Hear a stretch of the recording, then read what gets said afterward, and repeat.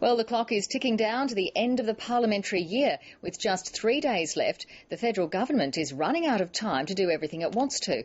Among the most pressing business is passing a bill to split Telstra, paving the way for the National Broadband Network.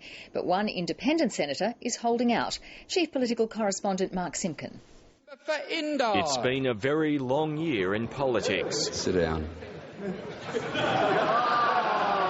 And both sides are staggering towards the finish line. This is the last week of Parliament. Hooray!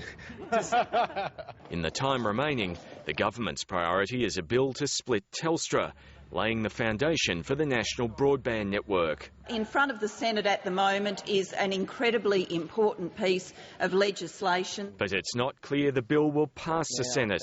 The Greens are on side, won over by a deal making it more difficult to privatise the network. Isn't this a further example of how the government is losing its way while the Greens are finding theirs inside the Gillard government? The opposition, bitter, negative, determined to wreck.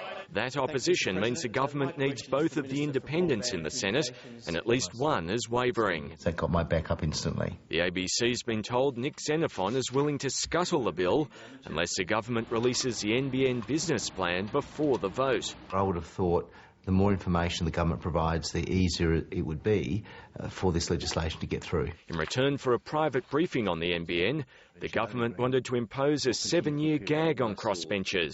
That's a longer time frame than people can get for murder in this country. It now looks like the non-disclosure period will be just a few weeks. For its part, Labor's targeting Malcolm Turnbull. He's got a multi-million-dollar investment in an IT company, a company that thinks the NBN will be good for business. Most politicians get asked to put their money where their mouth is. We simply ask the member for Wentworth to put his mouth where his money is. The disgraceful suggestion that I should act corruptly and dishonestly by, and I quote, putting his mouth where his money is, speaks volumes about the standards of those who have made that disgraceful suggestion. The suggestion that really raised eyebrows is that Parliament might have to be recalled to debate the NBN. Mark Simpkin, ABC News, Canberra.